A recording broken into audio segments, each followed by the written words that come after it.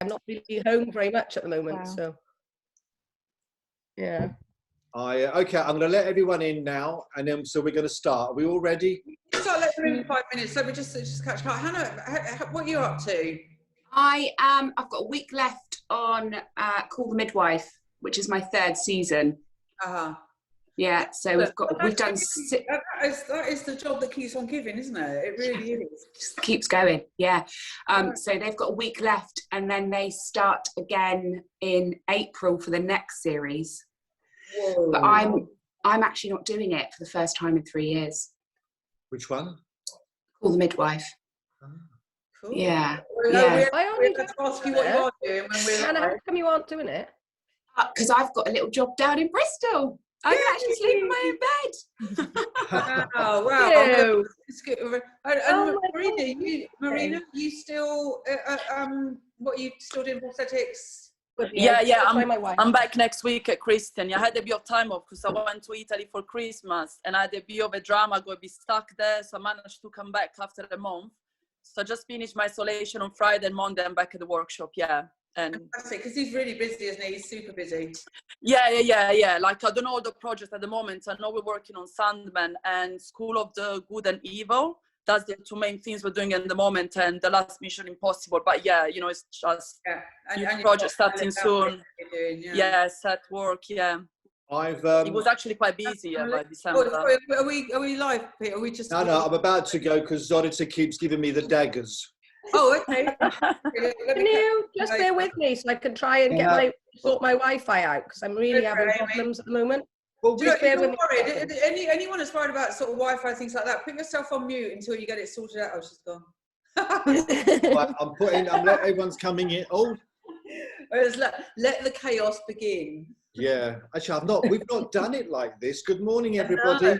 We're trying to plot out how, and see, I will always talk over Pete. So so make sure your cameras are off. You're on mute. Right. And hopefully that's all happening. So that's all good so far. And oh gosh, there's pages and pages of people. It's all a bit new for us. Okay, listen, good morning, everybody. It's going to be a chaotic one today because we've got lots and lots of our lovely, beautiful graduates that are here. And we're just going to have a chat. As we've said before in the past, what this kind of, I hate the term lockdown, but on this lockdown is, this is the year of the graduate. This is the year of all these, just a small handful of wonderful, wonderful people who have done a course and have been working really, really hard and have all got some great stories and experiences. And hopefully, they're going to share their experiences, and it'll, be a positive message for you all who are thinking of doing a course and starting a new career. So we're just going to start because I waffle on. Let me waffle as well for a bit, though, Pete, because I've got a bit of a proud mum moment going on. And it really is. It's lovely to just catch up with you all. We do keep a check on all of your careers as you're going on, and what's good today as well is to kind of sort of, what we don't want is we need to know your real journeys, and I know for some of you, it hasn't been easy. You don't naturally fall into a job as soon as you finish course now. And I kind of think what's good today is anyone that's coming to do this course, because we do want you to be committed and we do want you to do well.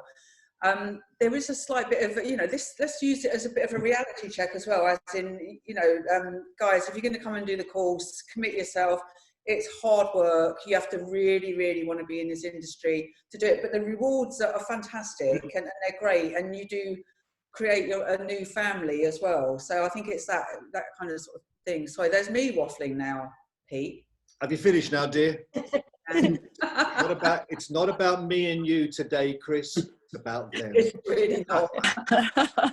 Well, listen, everybody, do start writing your questions on the side there for us. And Hannah's at the top there. Hannah, who are you? And just tell us a little bit of a story background about you. Okay, so I I grew up in Cornwall and I was a hairdresser from the age of 16. I worked in a salon in Cornwall for 7 years. And then I moved to Bristol, where I worked in a few salons there. And I met a lovely makeup artist and we worked in a salon together. And she said, oh, you should go and do that. You should go and do that. And I was like, oh, no, I'm perfectly happy. And, you know, and then I just couldn't progress anymore. So she actually recommended me to CBMA. So I came up and I did have a look at a few schools, and I came up and had a bit of chat with Pete, and it was just lovely. So I was like, do you know what? Let's do it. I was, I think, 26, 27. 27. So in 2017, I went and did the 4-month course. I think you do it differently now, but it was a 3 or 4 month course. Yeah. And I loved it. And I made some really nice friends on that course. And I finished it, and I was working part-time at a salon in Hampstead. And I was very lucky, and Chrissy took me straight onto her job, which was Peterloo.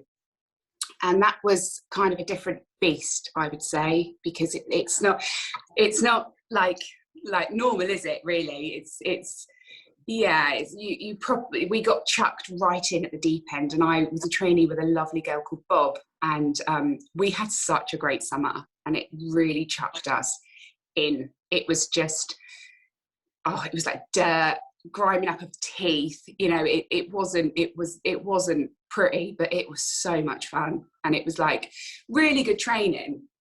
And yes, we did that, and we actually trained between crowd and main, so we like trained the whole thing, whereas usually obviously it's crowd and then main team. So that was really, really good. And then very luckily Chrissy then took us on to Aladdin, which we were then in with Charmaine. And that then was like the normal type, you know, main and crowd. So Charmaine was then my supervisor. And again, we finished Peterloo, I think, on the Friday. We went to the rap party and then we started Aladdin on the Saturday. So it was quite mental. It was amazing. A bit of a hangover, like Danny. I'll stop you there. Just not that. No. I'm staggered. I just felt that you finished ages ago, but it's only been 3 years, Hannah. Yeah, It's not. But it's 4 years. 4 years this April. I'm going to jump over now to Danny. I think Danny's. No, Amy. I can't remember who's the other. But Danny. You're the only boy here, Danny. Tell us your story. Who are you? I'm just Danny. I mean, excuse me. You're Danny who did the most incredible when we did that forest project. Do you remember? I love that. Oh my God! That was one of my favorite things we did. It was very fun. We went down to the woods and did the skin into the woodwork, into the trees. Yeah, that was very fun. I still have a little bit of a tree. Look. I still have a little bit of a tree from that day. Then I got a little bark. And wow. I cut it. Yeah. Good. Look at that. I'm a romantic kind of person. I like. Yeah. So Danny, when did you come and do the course? Danny, when did you come and do the course, and what was your story beforehand? What was your background? Why and when? My background was quite intricate, but at some point, let's say I just wanted to have a new start, and I moved from Italy to London, and I came in London the year before just to have a look at these makeup colleges when I decided to give a shot to this, and then the year after I moved, and I think it was maybe 2010 when I moved, and then I did a small job. My English was very bad, so I was working like as a sales assistant in the beginning, just to, to practice talking. And then I joined CBMA, and that's been what has been happening in the beginning. And then I got to know you guys. I mean, yeah. Was there a clown? Why do I think of a circus or a clown? No. Because at some point I had an agency for entertainment. Oh, that's right. Yeah. And I sporadically perform myself, but I would love to take that away, like from. And, all right, well, we'll talk. I mean, what I love about Danny, well, there's lots of things, but we'll talk about that is the kind of a patience and slow build up. And we'll also talk today with you all about sort of trainee, junior makeup artists dropping down, going up, and the ups and downs and stuff. Chloe, people from other countries like following this. Are there people? Yes, there are. We've got someone, I think Miriam is from Sardinia. I don't know if she classed, do we class her as Italian or as just... But yeah. We do, they don't. Oh, we do, they don't. I think Miriam is definitely Italian, I think she says. She recognizes you, it's okay. Chloe, tell us your story, my love. Okay, so my dad was working in the film industry and has been for ever since I was born. So I was lucky enough to attend set as a baby and as a little kid, just sort of seeing what's going on. And I did art at secondary school, college. I studied in fashion, and I really, really liked art and tried to do jobs at like Gap, Angel's costume company, but I wasn't really enjoying that side of things. So I went to Australia in 2017. I went in 2017 just to sort of explore another part of the world, because I was sort of fed up with doing the jobs that I was doing, and I came back in July, and I was looking at doing a course. I was looking mainly for prosthetics, but I had a chat with my dad sort of saying, if you want to go into makeup, you need to sort of start off with the basics and then maybe build up. So I think I went in for an open day with Chrissy in August, and then started in September of 2017, and sort of wholeheartedly went in there to think I was going to do prosthetics, but coming out of it, that's not really my thing anymore, I found, because I found when doing the course that I really loved doing the wigs, and actually since then I haven't done any prosthetics because it's not really been on my radar.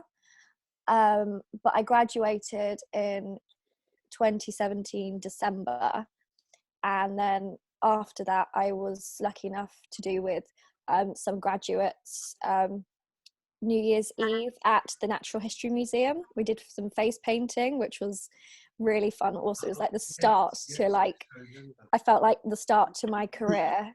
Then I attended a short course at Pinewood Studios to do prosthetics, to see if this was maybe something I wanted to do. And I really enjoyed sort of colouring it, but I left that sort of on the back burner. And also I did a student film in January as well, which is something that CB make sure you did, is we got to meet lots of students and hear their ideas of their student films. So I did that in January, and then I sort of didn't really have anything for a bit, and then I was lucky enough to be Chrissy's trainee on The Good Liar, which started in April and went, I think, all the way to June. And that was really, really great fun, and her team was so lovely that I felt just part of the team. I met Charmaine as well, who was doing crowd. We had trainees, recent graduates, come out and be a trainee as well, and that sort of snowballed from that. I got other jobs and I met other people, and it was just, I think that was the start of me working basically, and I really enjoyed it. Lovely. Jade, the lovely Jade. I haven't seen you, Jade, for so long. You must pop in again. It's been such a, well, obviously not popping in at the moment, but soon to pop in. When you're open again. Yeah, tell us your story. What's your journey? Tell us your journey, should I say, Jade? So I went to dance school because I'm a massive musical theatre geek, and the whole time I just wanted to be doing the wigs and the makeup. And I shadowed an artist, and they were like, go and be a hairdresser if you're going to do this with longevity. And I went off to Sassoon and did my training and worked in a salon a year, and then I did the CBMA course, and I've just kind of been working. I started in the theatre doing all the wigs and the rolling and setting, and then swapped into film, and I just really enjoy it. Every project is so different. at the moment I'm on a film. We've just done like an 80-hour week, so I'm a bit like, it's been really great. I really feel quite lucky. And it's nice to dip in between doing main team roles in crowd, because like it's all very different. It's great to be involved when you're on main team and break down a character's story and their process. And then it's quite nice to go in on crowd days and be like, oh, I need to make this look like how it was yesterday, and when it's a different person. So it's nice for variety, our job, I think. It's probably very rare to say that I've done an 80-hour week and be really smiley faced and happy about it. Yeah. I mean, we've been out in the snow, we've had beautiful, it looks stunning. And we were filming in a palace, which was actually owned by a Maharaja, I can't even say the word, Maharaja? What? Yeah. Oh, which palace? In Brighton? No, that's not in Brighton. We're doing Suffolk. Yeah, he was adopted by Queen Victoria. I love that we get to go inside all these buildings and quite nosy, have a mooch. It's been really interesting. There was a documentary about him. It's very, very interesting. Now, Marina. Hi. Tell us about your journey, Marina. Why, where, what, why, who, etc. Okay, so hi, Marina. I'm from Italy as well. So yeah, since when I was a kid, I was being quite artistic. I used to draw a lot. My mom, she's a teacher, and she used to do drama school as well. So I used to go, at the theater and see, people getting makeup on. Also, my great auntie used to do kind of a theater as well. So we used to put makeup on ourselves. So I always been around that. And then I was really into punk music, and I loved UK. So I need to move to London, it's my dream. So I moved here in 2005, but I moved straight to Glasgow. And my English was very, very basic. Scottish is a bit different from English. So it was a bit tricky to start with. I still don't really understand it. But so yeah, after a couple of years there, as Danny said as well, doing like restaurant jobs, to practice your English, then I managed to move to London. And after a few different jobs, I said, okay, what do I want to do with my life? And I did an art school in Italy as well. I said, I'm doing all these different jobs, but art is what I love. And then I started thinking, I do love makeup and I love films, and I love makeup, but prosthetic special effects is what I like the most. So then I said, I might try and do a course and see what it's about. So I did a college in Finsbury Park. I can't remember the year, to be honest. So it was okay, but it was very basic. You gave me a bit of a little knowledge on everything. But, I felt this is not enough. I need more. So I did a couple of years of, applying any jobs, paid, unpaid, just material paid, just, to put my hands on everything, makeup, hair, prosthetics. And then on one of these jobs, I met Danny. So I was me and another girl, we were like the trainee on this little job. And Danny and another girl, Rebecca, they were the main makeup artists, and there was loads of prosthetic involved. We were putting on these noses on these kids for this school. They were like replicating the Hobbit film. Yeah. So then Danny... Yeah, I don't know if Danny remembers. These kids were amazing. It was like 40 noses. Yeah. It was like 40 noses every morning. They were behaving so well. And then Danny told me, if you're interested, why don't you do the school I've done? Because it's quite nice. So then that's how I met you, and I came to CBMA. I think it was 2014 maybe, the 4 months course. Wow. And then after that, I just jumped onto a few different jobs. And then I think after 1 year, I saw there was this job called Generation of Z, where Christian Mallet was providing the prosthetic pieces, and he was doing lots of zombies. And I said, perfect, I can practice with great pieces. So I did that for about 3 months. And then it came out that Christian back then used to do this trainee course. So basically was getting 12 trainee, 1 per month every year. So I applied to that. I won the month, and that was 2016. And since then, I never left. So I've been mainly his workshops. So we do workshop, we go on set. Then, of course, we're still freelancer. It happens that we go on to other jobs as well. But I'm very grateful. I'm mainly there, and it's, you know, it's like a family now. It's loads of fun. You jump one day from doing maybe an aging makeup to one day doing a creature, doing blood, doing gore. I do miss doing normal makeup as well, because I do love that makeup as well. But yeah, prosthetic is more my thing. I love transforming completely someone into something else. So yes. Lovely, lovely. Sarah, my love, tell us a bit about your journey and why. So growing up, I've always danced, sang, musical theatre I'm a musical theatre geek as well. And I did a degree in dance, and then I came out of there, and my dream was always to be like performing myself. And then an injury stopped me from doing that. So it was kind of finding I worked in offices, hated every second of it. I'm not an office person at all. And I'm the type of, I have to do something I enjoy. I can't just do something I can't live for the weekends. I just wouldn't survive. I went to America for a bit and worked in a kids' summer camp. It just was like, while I was figuring out what I wanted to do. And then I was working in a pub full time. I was working my way up in the pub. I really enjoyed it, but it wasn't my calling, shall you say.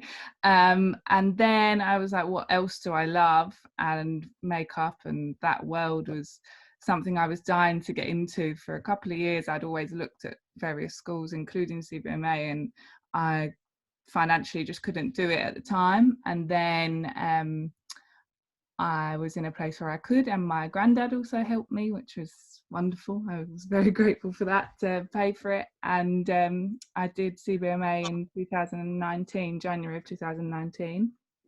And I kind of went into it not really knowing what field I wanted to go down. I knew that I would love the fashion side of things, which when I graduated, for a year I worked with Gina, who taught fashion, of course, and I did various makeup brand shoots, fashion shoots, ASOS, that kind of thing, which I loved, but I also I didn't want to narrow myself to that. I wanted to touch base on everything, really. And then in the December of 2018, they were doing trainee interviews for the Nevers with Chrissy, and I started that in January last year, and that was my first TV and film role as a trainee, and it was just a dream. It was so fun, and I was so grateful to be a part of it. And then obviously the lockdown, so that put a hold, so that kind of took up the whole of last year. And then from then you meet so many wonderful people, and it's kind of just bounced from then to now, really. And I'm now in crowd with Charmaine, who was crowd on the Nevers as well. So it's so good to now see both sides of it and have that experience. It's just been wonderful. I can't thank it all enough, to be honest. It's the best thing I've done. Brilliant, so brilliant. Emily, haven't spoken to you yet, Emily, have I? Hi, Emily. No. Hello. Emily and Amy. Emily, who are you, Emily? What are you doing? Hi. And why? My story seems to be quite similar to Sarah and Jade's, actually. So I was training to be a dancer since I was a child. I sustained a very bad rib injury at about 14, but I trained through the injury. I got into dance school at 18, and I was there for 2 weeks and I couldn't walk. So body said no, basically. And I didn't have a plan B. It was silly of me not to, because your body is very fragile, but I had no plan B whatsoever. But I'd always been really artsy and stuff at school. I did photography, art, fine art, A-level, that sort of thing. And I just went and worked in retail until I could figure out what I wanted to do, and that hardened me up enough. Gosh, I used to be such a shy little thing. I used to not like talking to people, and working in retail can be brutal. And my dad's worked in film for about the last 10 years, and he was actually on Wonder Woman at the time. And I was like, Dad, ask the girls when they went to makeup school, I want to do it, like, because he would always come home and tell me all these cool stories, and I'm like, I want to do that sounds cool. So he spoke to one of the girls, and they were like, well, we all went to Chrissy's school, go to talk to Chrissy. So he went and spoke to Chrissy, and she was like, yeah, tell her to come down and have a look at the school. And I did. And I walked in, I met Pete, I had a chat, and just fell in love with the place.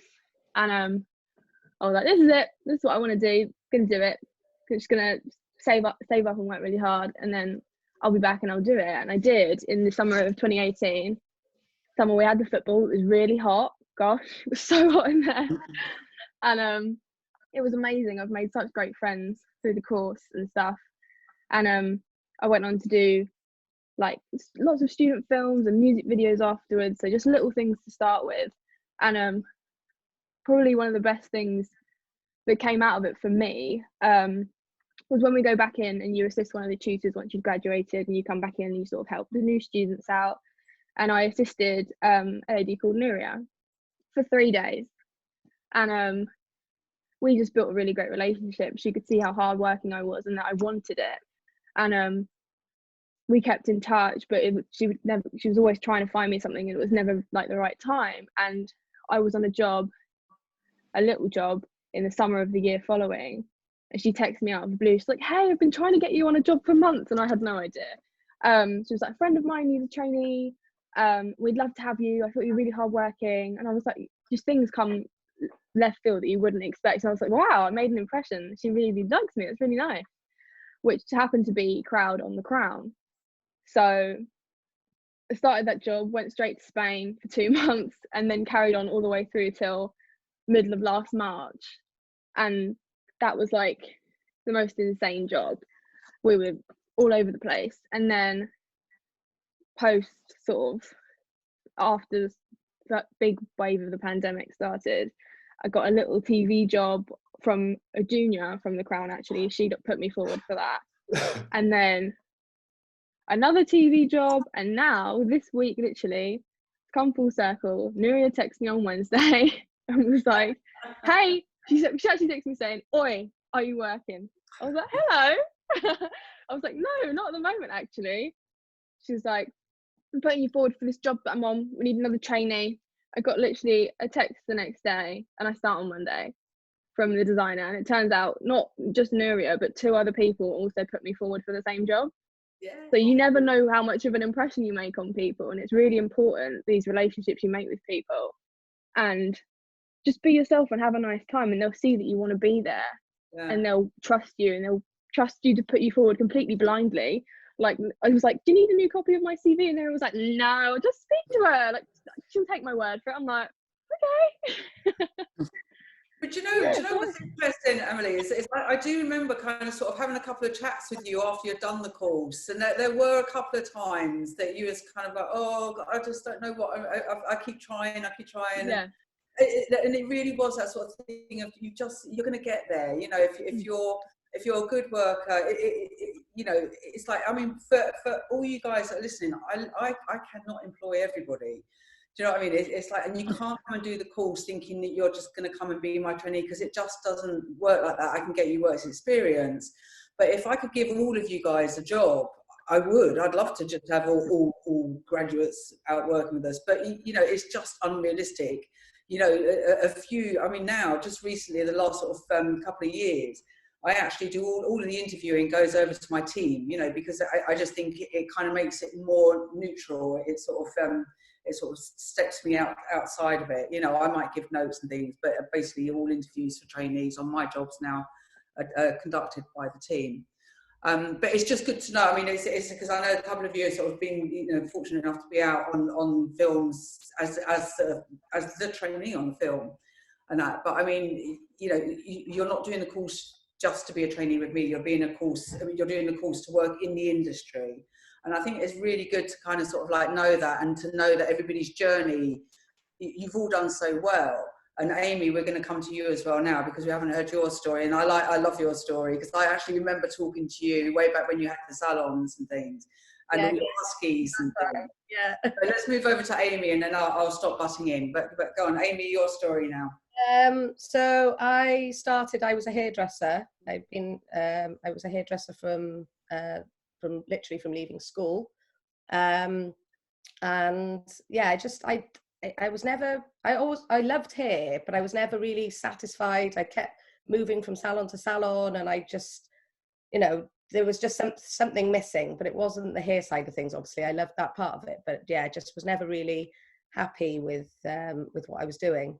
And then I opened my own salon because I thought, well, maybe that was it, you know. And I had my own salon for 4 years, which was really successful, doing really well. And even that wasn't quite it. I was like, no, I'm still not satisfied. So I started looking at moving into TV and film, and it had always been, you know, it'd always be something that I'd been interested in. Like, I loved watching period drama and things like that, and thought, oh, I'd love to be able to do that. But I just didn't think it was accessible to someone like me. I'm from a little town in Wales. I just didn't know how I was ever going to like make the change from, you know, being a salon hairdresser to, you know, working in TV and film. And I started looking at various makeup schools in London. I was like, I'm going to make the move, but find the right school. And I looked at Denham Heart, and I was going to go there. And then I thought, no, I'm not going to just commit to looking at one school. Came to CBMA, and you happened to be there, Chrissy, and we sat down and had a chat. And I was like, that is it. I feel at home. This is the one. So yeah, so I sold my salon, sold my house, moved myself to London, started at CBMA. It was obviously, yeah, perfect, you know, the right place for me. Perfect. I mean, I do remember at a time it was a massive decision because it was selling. I mean, basically for you guys that are listening, I think what struck a chord with me when I met you is you was kind of in the same position as what I was in initially. You know, we'd kind of sort of both had our own salons that we was talking about selling, when in fact you're in a very safe structure because you've already done all the hard work and you've got your own business. And then all of a sudden you're cutting all of that safety net and going, do you know what, this isn't what I want to do for my life. I'm going to now sever all of that safety and I'm going to start again. And you kind of moved up from Wales, from Cardiff, wasn't it? I remember talking to you about sort of selling your salon and everything. Every step of the way, I remember your journey. It's quite funny. You know, I do remember so many things about you, graduate. Yeah, I think that was it. It was just my conversation with you was what made me think, no, this is where I need to be. It was, I think we had so much, you know, so much in common, like from the same background. And I was looking at how successful you'd been, and I just thought, yeah, this is the right place. I just knew it just from having that conversation with you. And I was so glad then that I did, because you know, like I said, once I started the course and everything, I was like, I definitely made the right decision. It's very much a family, and you know, I knew I was in the right place, and yeah, it was perfect. So what was it, you know, the hair, so you've got this great, you know, you're the hairdresser, you've got all these sort of great skills and maturity as well. You've got your own salon. So, you know, what was it like after? I was like 30 when I came, 30 something when I came to you. I don't so it was mention age, but yes, thank you. I love the way that your internet cuts out every time you say your age. Oh, we got the no. But what was it like? I mean, did you do, you know, somebody mentioned, you know, student films, you know, was it that kind of slow progression? Was it lightning? Was it quick? What happened after? It was quite quick for me, you know. So through the school, I managed to get, I was a makeup assistant on EastEnders. I did do some stuff with you on Gambit, I think, Chrissy. That was my first thing. And then you helped me get a job at EastEnders, and they kept extending my contract. And so I was there for like 3 months in total. It was only meant to be like a 5-week thing. And then I ended up being there for like 3 months. And then, yeah, from that, I just sort of, I don't know, I managed to get a break on the second season of Downton. And then from that, I think once you start meeting people, it's much easier to, you know, to sort of get more and more work. Obviously, the more people you get, you know, the more people you meet, the more the work flows and all of that. And I just did, I sort of flitted between TV, film and theatre. And I'm really glad I did the theatre side of things, actually, because it helps you work on your speed and, you know, the wig dressing. Like, I've obviously now finessed wig dressing from working in theatre and stuff like that. So I think that was really important, and I'm really glad I did it. And so I did that early in my career. I was sort of covering all three. I was doing theatre, film and TV. And then obviously now I've left the theatre side of things behind, and yeah, just focusing on film and TV now. And it's going really well. And it culminated in you know, being the crowd supervisor on Bridgerton. Yeah, exactly. Amy, was that your first crowd supervising job? No, I've done things before, but nothing of that scale. That was the biggest thing I'd done. Did you know it was bonkers? I mean, we was lucky enough to we had Mark and Claire on the other day. Did you know that it was going to be that bonkers? No, I had no idea. So yeah, I didn't know that it was going to be, you know, like the #1 series of Netflix. Like, it's literally, yeah, it's insane. And when you're in that world, you think, oh, it looks amazing, and I'm hoping people will like it. But God, I didn't have a clue it was. And it was Chloe and Jade were on Bridget. Were you on Bridget? Yeah, they worked with me on it. Yeah. Was she okay, Jade? Yeah. No, I'm an ogre. But that's you know, who would have thought, you know what I mean, at the beginning, you know, in starting up and stuff, that, you know, one of you would go off and be the supervisor and other CBMA girls are in the crowd below. And it really is, you know, and each of you are different sort of backgrounds and stuff. I mean, I want to go back to Danny, because, and forgive me for pointing out Danny, but for Danny, it was such a, for me, it felt quite slow. You were so patient, Danny, and calm. Well, you came across as patient and calm. Maybe inside you were screaming. And when Marina mentioned about all those noses and stuff, I mean, Danny would take on, a job would come in, and it would be a challenging job. And there's no money, there's no potential, you know, it would look like there's nothing here to do, you know.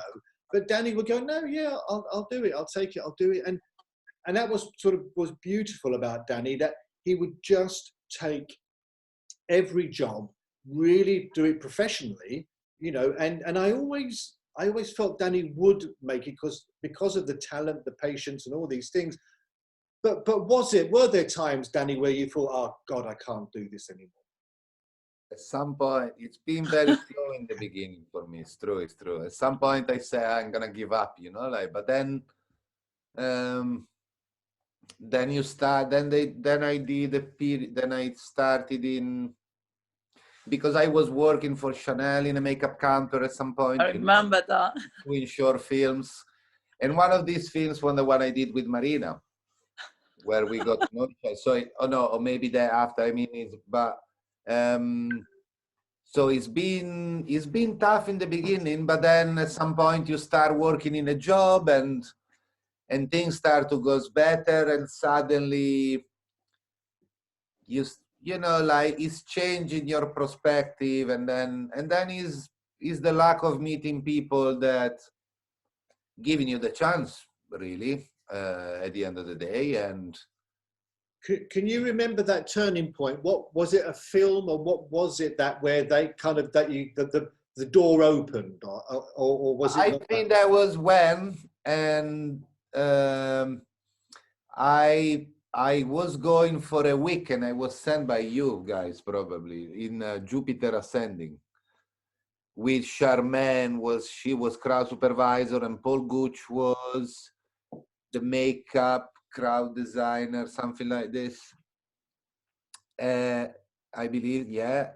And so I start working there, and after a week, then they send me come back next week, and then I finish all the film with them. And then, you know, like, after that experience meeting Paul and Julia, then Julia called me to go to Exodus. And then after years, because then I've been pretty shy. I mean, I'm not the person that send many texts or things, you know, like, it doesn't mean I don't want to work, but I'm still like this, to be honest with you. But no, but then the people get to know you, you know, like, I mean, yeah. And then Paul called me to work in Miss Peregrine after years, and he said, oh yeah, I remember you, blah blah blah. But Julia Vernon, yes, for me in the beginning, has been someone that really got. She recommended me to people I still work now, you know, like. So because I've been training for Luca Vannella, and Julia sent me to say, oh, maybe you retire, maybe you can connect, you know, like things like, And so, you know, like, yeah. And So- I love that woman. She is amazing, you know, like she's very funny and bubbly. And yeah. So patience is very much a virtue, as they say. But it's also, and it's, you know, if the people listening are sort of like, oh, you know, you're lucky, you know, Sarah, Hannah, you've all mentioned, you know, getting in, and then you meet people and they say, come along. And people may say, oh, you know, well, you're lucky, but all of you carved the name out. You know, you sort of did it yourselves, you know. You got to get in there, but then you've got to show yourself that you know, they want you to be, you know, back again. So it's communication, it's all those skills, it's the hard working, it's everything, you know. So it's not just a case of, oh, open the door, off you go, and that's it. Not at all. Not at all. When I worked in the when I was on the Aladdin crowd room, I think even a year or two later after doing that, I've had about 4 jobs from that, and I was a trainee out of 6 trainees. So, and we've all had different, but I had a lot of opportunities just from that crowd room. And yeah, this next Bristol job, I've not seen the lady who's taken me on to that job since Aladdin, and now she's taken me on 3 years later. My And I current was, advisor is I met her on Aladdin as well, actually. yeah, And, yes, yeah. we met the And designer in Aladdin. It's so funny because it almost feels like time doesn't really pass very quickly in the industry. Yeah, and it's, yeah. It's interesting what you're saying about how you know, you can make such an impression. Even, I mean, you can never underestimate going in and doing your work experience or your trainee work in crowd rooms, because most of the time crowd rooms are where all of the makeup artists go to work when they're not doing their own thing. I mean, you know, whether you're designers right through to sort of trainees, the cross selection of people you meet there is huge, I think. Yeah. And it's And also, and it's also that thing of, you know, when an opportunity comes, you know, you don't know, is this the opportunity? Will this open the doors? As Hannah says, you know, 3 years later, you grab that opportunity and it may bring fruition, or it, you know, it may not, you know, but you don't know. So I think hopefully none of you have been picky, but you grab and take everything you can, you know. I think, oh, sorry, Chloe. That's all right. I'm just going to quickly sort of say that I do think, you know, I think it's also good to sort of say for everybody that's listening, it's like student films are one of the biggest learning platforms. They really are. And it's like, it's fine sort of saying that, you know, you're kind of coming out on great big films, you know, Aladdin and even Bridgerton, all of these films, they've all got a certain amount of budget, you've got a certain amount of access to things. I think the greatest thing about doing the student films, whether you're doing them for, you know, sort of 6 months or a year after you finish the course, you learn so much. You really do. You know, you learn how to, you've got to make blood instead of buy it. And I'll always say this, you know, there's a very valid thing in kind of knowing about how to make an effect without it costing a lot of money. Sometimes the best effects are like that, I think, as well. Just bigging up student films, that's all, sorry. Go on, Chloe, what was you going to say? Before you were rudely interrupted, Chloe. No, I've usually found that sometimes there isn't any work, and then suddenly 2 things come along at once, and you then have to make a choice of which one, because they usually, lots of filming happens at the same time on different projects, so it's trying to make a choice, which is hard as well. Yeah, but that must be a difficult choice. Marina, have you thought? It's so busy. You've mentioned, Marina, you know, I mean, you did like SFX to begin with, and it was a path that you wanted to, and now you are. And just like Chloe said about doing 2, what if, you know, someone said, I want you to come on to a film as a makeup artist or a junior, whichever, but as, you know, to do hair and makeup. Would you jump? Would you go? Yeah, absolutely. Yeah. Like I still have a, you know, I'm doing prosthetics, but as background, I'm still a hair and makeup artist as well. And I do love the whole thing, you know, love makeup. I've done even makeup on some catwalks, some fashion one. I do like wigs as well. I'm stronger in makeup rather than hair. But yeah, I will do anything, you know, I like all of it. And I love prosthetics more than everything. But yeah, any job, any type of makeup, I absolutely would, yes. Oh, good. I just have to ask, Emily, was that Valentine's flowers? No, it's my birthday tomorrow. Oh, happy birthday. Oh, your birthday is Valentine's Day. Yes. A blessing and a curse some years. Now, one question I did want to ask earlier for all of you, have any of you done, you know, that, you know, has it just been trainee, junior makeup artist, or have you gone up and have you dropped down? You know, have you gone up and down, any of you?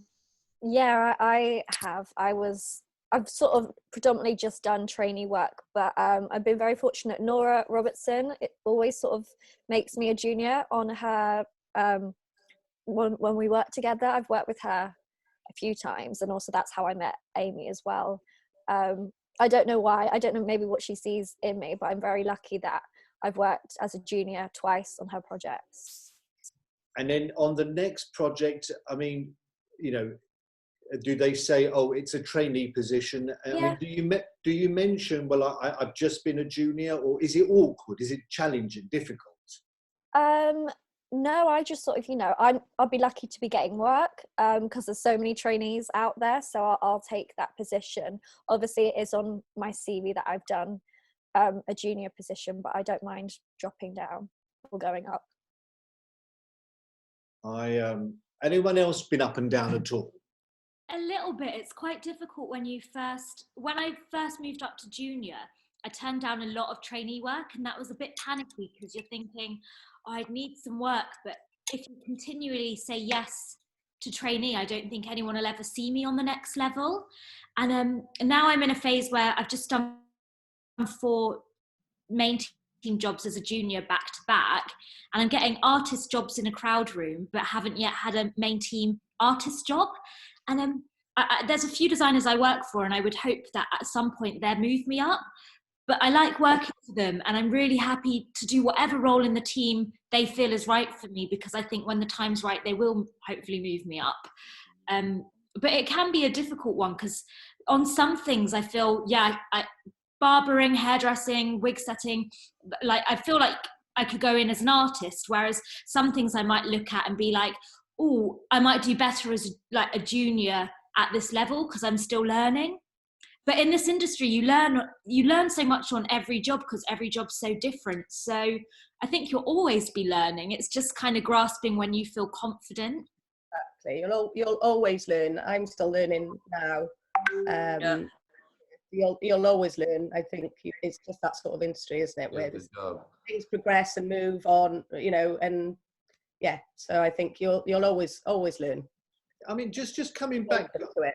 Amy, because coming back, say, being a supervisor on Bridgerton and stuff, and on that question, so let's say someone like, Jade or Chloe, the position's possibly trainee, but they're saying, or did it happen at all that, well, actually, I'm a junior? I mean, do you let them, well, show me what you can do, or how does it work? In the real world, if for want of a better expression? I'll take people at whatever level they say they are. And then if I think that they're ready to move up, I'll move them up, kind of thing. So, because I met someone as a trainee who worked for me on Bridgerton as a junior, and I'm now crowd supervising something else. And on Bridgerton, I just thought she shouldn't be a junior. She's way more talent, she's ready to move up. So I just moved her up. I didn't even tell her that that's what I was doing. I've been employing her on the thing I'm working on now, and I moved her up to an artist because I just thought she shouldn't be working as a junior. So I'll bring people in based on what they tell me that they are, and then I'll move them up if necessary. So. What about you? Well, Chrissy, I mean, do you have those same, moments, or have they been experiences with you at all? I think it's very much what Amy's saying. I think what you do is you kind of sort of take people on face value. I mean, you know, I'm in a slightly different position because I kind of have a core team that I've worked with for many years, and bringing people into that core team is kind of quite harder on a main bus. I think it's I think in a crowd room you can kind of, especially if you've got a big crowd sort of coming in, you know, you have got that wonderful a bit more freedom to kind of sort of bring people in as a trainee and sort of say, okay, you can actually, you know, because quite often what happens in crowd rooms is once the call's out on set, and because they go out in group, you know, the guys that are staying behind are kind of sort of playing about and sort of, you know, doing little training things and, you know, teaching each other different things. I mean, it's a wonderful learning environment, that. But I think it is quite hard on the main bus, sort of working on sort of deciding when somebody's moving from, I think, from trainee to junior. Not so hard. I think when it goes on to main assistants and when you're kind of about to be putting them on principal actors, you have to kind of make sure that you know, the person is comfortable, they're confident, and that, you know, they kind of can. I mean, different designers work so differently anyway, but that they are going to be okay sort of working with the actor, and that they're capable of doing what they need to do, really.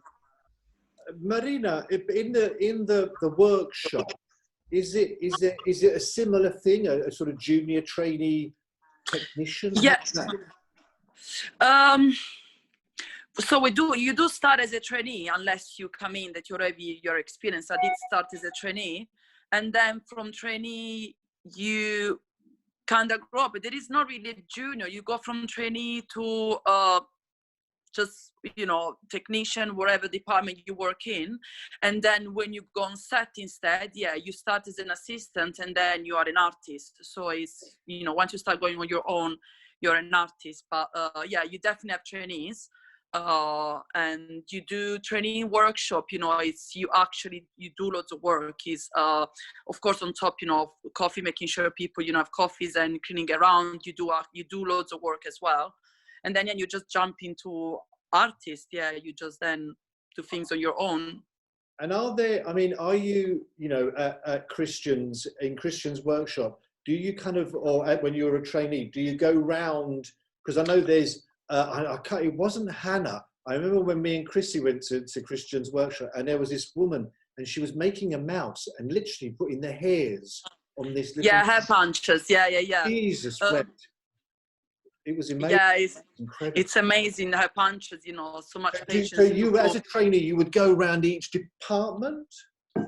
Yeah, so you do go around a lot. I feel like I've been a lot in the silicone, mainly in the silicone room, but then, you know, once you're a trainee, I think you mainly start in the silicone room, and then you help in the mold shop as well, you assist doing live cast, and then once, you know, there is time, you start doing some painting, you start doing some hair punching, so you do move around a lot. But then at some point you specialize more into something. So you're either more in the painting room, either more in sculpting, you're either more in the mold shop, either more in the silicone room. But yeah, you do move around a lot. And as I said, I'm mainly in the silicone room. I paint sometimes as well. I go on set. But it can be a day that, you know, they need help in the mold shop and I go help in there. So you do move around a lot, yes. Good. Which is nice. Sarah, you mentioned, because you were... I've got it right. You were in the main team on the previous project, and now you're in the crowd as a trainee. Yeah. Give us a little, you know, for people listening. What would you say? What are the differences, or is it very similar? Very different. And even in trainee world, when you're doing in crowd, like got all the fitting sheets and all that side of things, and because obviously you've got so many more people, it's different in terms, it's kind of, I don't know really, yeah, it's similar but different, but there's kind of the same amount of work, but it's more I think the speed is because it's in and out, and especially in prep, it's all like, okay, now we've got to establish all of these looks and have everyone in and make sure you're really on top of it. Yeah, and in regards of both of them, you just have to be so on top of, you have to be kind of a step ahead, try and predict what's going to happen, even though you have no idea what will happen. And continuity wise, so once you're actually like shooting, but that's kind of the thing that you never want to fall behind on that, because you will just get so in a muddle of your own head and be like, oh, I don't know what's going on. So it's so important to keep on top of everything and really be ahead of, just know what questions you're going to get asked in both main and crowd. Really know what questions you're going to get asked, so that when they get asked to you, you can be like, oh, I'm already here, I know what's going on, kind of thing. Was there any way you could prepare? I mean, it's like, right, I want you to become, come over, I want you to be my crowd trainee. Are you given some advice how to prepare something, or just have to jump? Kind of jump. I was fortunate in terms of some of the girls from crowd on the Nevers are on what I'm on now, so I kind of, it wasn't like I was going into a room with completely new people, so I kind of had that comfort of I'm confident in asking anyone questions anyway, but it's definitely, I kind of grasped. And on the Nevers I would go into the crowd room and you would see what's happening, and you're always watching what's going on. Don't just walk into a room and not be like aware of what's happening, just constantly make yourself aware of what's going on, so you kind of pick things up as you're going. So I kind of knew how it worked from an outside, I'd just never physically done it. And the trainee and crowd on the Nevers, you work quite closely together just to keep things in check, so you always pick up things that way, kind of thing. So you've got your people to. That's good. Well, listen, we're running out of time, but I would ask one of you, each of you, and maybe start with Hannah, of what advice, Hannah, would you, I won't say give yourself, but what advice would you give people listening who are, I suppose, let's not say, to start a course. Let's pretend that they've all finished a hair and makeup course and they're about to start. What kind of advice could you give someone who's about to start or trying to start? I think having some form of hairdressing and barbering background is a real help. And a lot of people I've spoken to, even if it means on top of your course you do a barbering course, it just gives you an extra string to your bow. Just be super helpful. Just always be super helpful and yourself. I think that's one of the best things to be. Well, there's always that thing about just enjoy yourself. Yeah. Chloe, what would you say, Chloe, my love? Be super friendly. I think know when to talk and when not to talk, because some people might not want you talking really like quickly in the morning and loudly. Teas and coffees are super important, and to know how people like them is really like key as well. And know how to drive. I know sometimes people don't, but that was the thing that I wanted to get straight away after I graduated, because lots of times there'll be different locations, and as a trainee you'll be expected to go and pick things up or to go shopping, so driving is key. And I kind of want to pick up on the teas and coffee. I don't think it's, if people do misunderstand that in the sense of, you're a dog's body, you got to do this. I think it's teas and coffees and all these things that you've mentioned, Chloe. I think it's about caring. It's about being aware. It's about being the team player thing, And I mean, look, to this day, Chrissy will make teas and coffees, badly, but she will make. Emily, what's your advice? I think one, having the self-belief. There's a lot of self-doubt when you're in a bit of a situation. You think it's all up in the air, you don't really know what's happening. But I think, like I say to you in school, what's your unique selling point? So what makes you stand out from other people? And I think once you've figured that out, people will pick up on it. So like on 3 jobs now, I've mentioned that I'm quite handy with computers and like drawing and stuff. So I've helped like design tattoos that eventually got used. So little things like that, people will remember you for. If you're not necessarily the most confident person in the world, be like, oh, she was good at that one thing. Like, we kind of need that, or that part of you that will be well incorporated in their team. I think that's really important.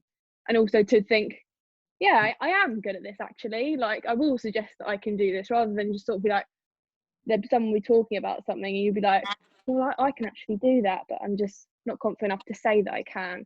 There's, in certain situations you can, and just be like, put yourself forward for it. There's no shame or in bad thing for putting yourself up for something and saying, oh, I can actually help you there. And it ended up being working really well on a lot of things. So I think just that, knowing what you're good at and pushing it and believing in yourself for that, I think it's really important. And I think, look, everybody suffers from self-doubt and insecurity and not wanting to put yourself forward. But like I say, you've got to push yourself, out of your comfort zone. Oh yeah. And like you say, oh, actually, I'm quite good at drawing. Do you want to have a look? And you're opening yourself up there to kind of, ridicule or this or that or whatever. But it doesn't happen. It's not like that.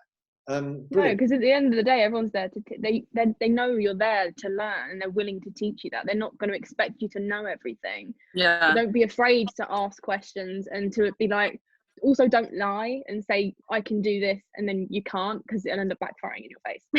Most of the time. I've never seen it go well.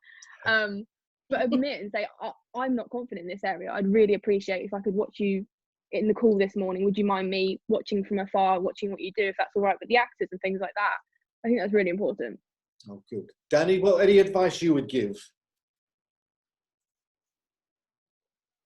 But I think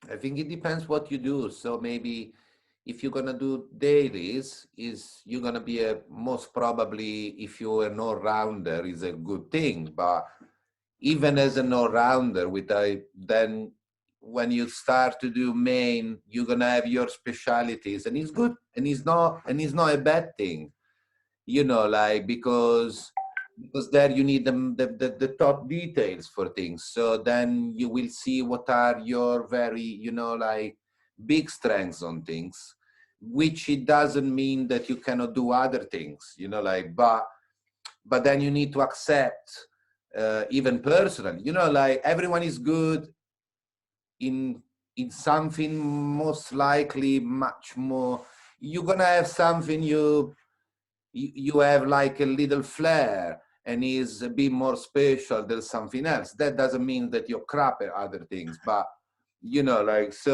So it's about having yourself to a crowd supervisor. You can say, I'm a good all-rounder and I'm quick, and you do numbers. I'm gonna give you 10 people. When I do the call, I'm gonna raise my hand and I'm gonna say next all the times. And I'm gonna make you happy, because that's what probably my crowd supervisor look for. And I'm gonna give you something that is gonna last all day. And that's what you look for. And he is good enough, and then if I have to, then if you work with cast, then is a different job. So, okay, I can do something, but I'm very good at this. And so, and it's nice, because then you keep specializing in that, and sometimes it open other ways, but it's always you have to be, when you go on details, then you always have to be very honest, because then things will be, you can't say you can do something if you cannot do it. Yeah. But mostly for yourself, because then you're gonna be in trouble, and you're gonna, so, yeah. But I think if you wanna do more work with cast and thing, is more of your team is gonna be like a family, and you're gonna have to have everyone go his own. It's like a Kubrick thing that is matching together, so everyone is gonna have the right color in the right point to be there. It's almost like you say, being an all-rounder, but also potentially having a unique sort of selling point, or I'm good at this. So it's kind of trying to organise and having both things.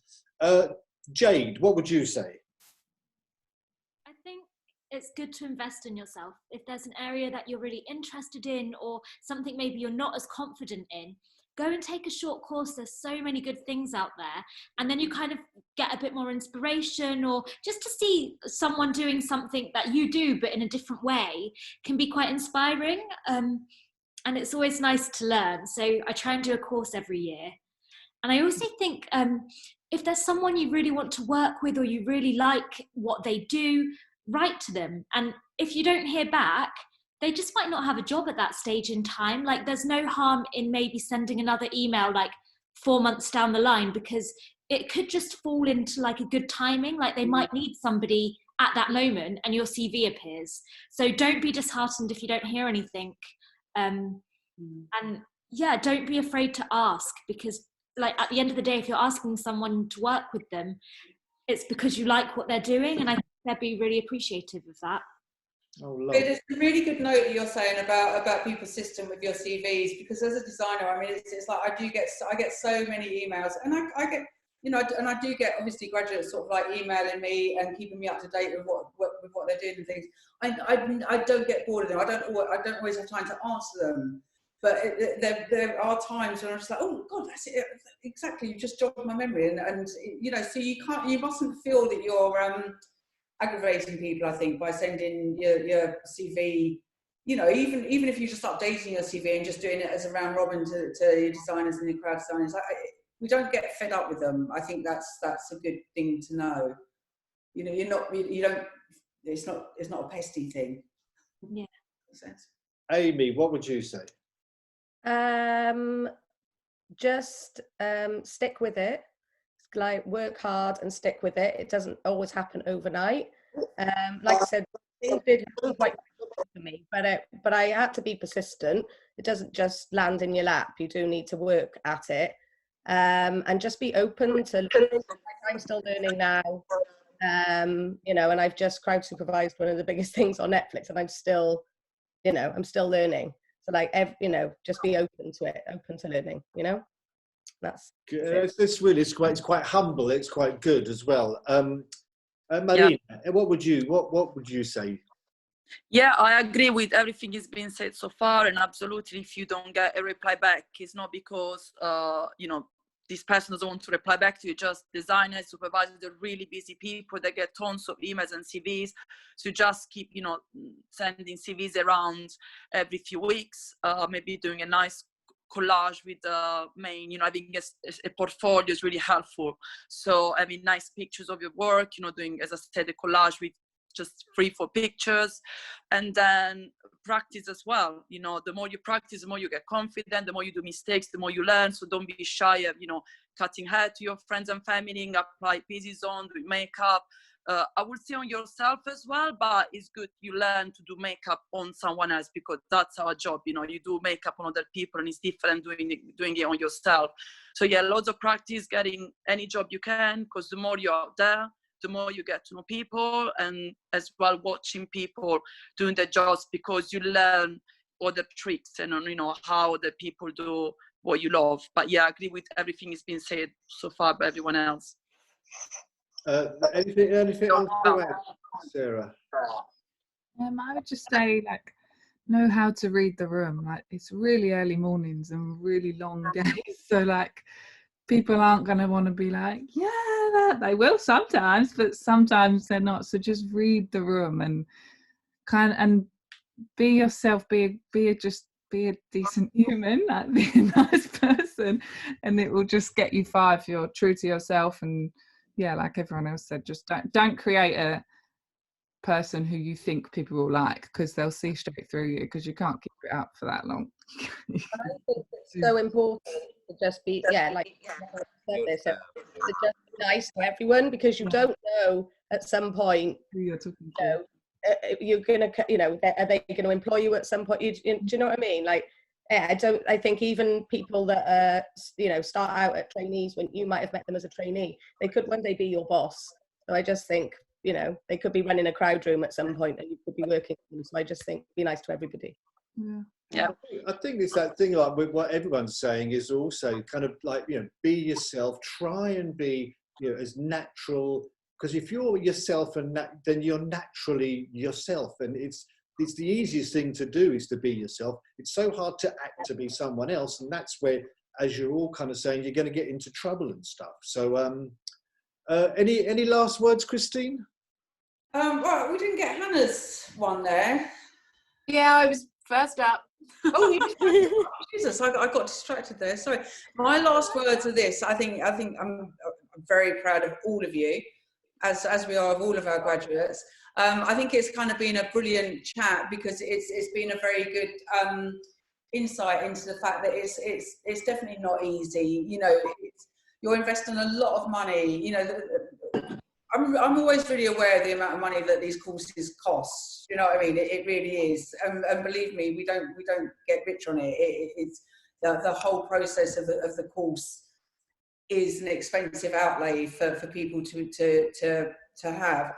But I do think it's a really good investment in your future. But I also think Sarah made a really good point about that thing about being yourself. You can't maintain. You know, even when you're on the course, the good thing about the course is it's 4 months, it's intensive. To me, it's almost like doing a film, because you will get to know everyone's personalities and their characters and things. And, you know, we're really good at sussing out people's characters and whether or not we could have them with us on a main team or in the crowd or anything.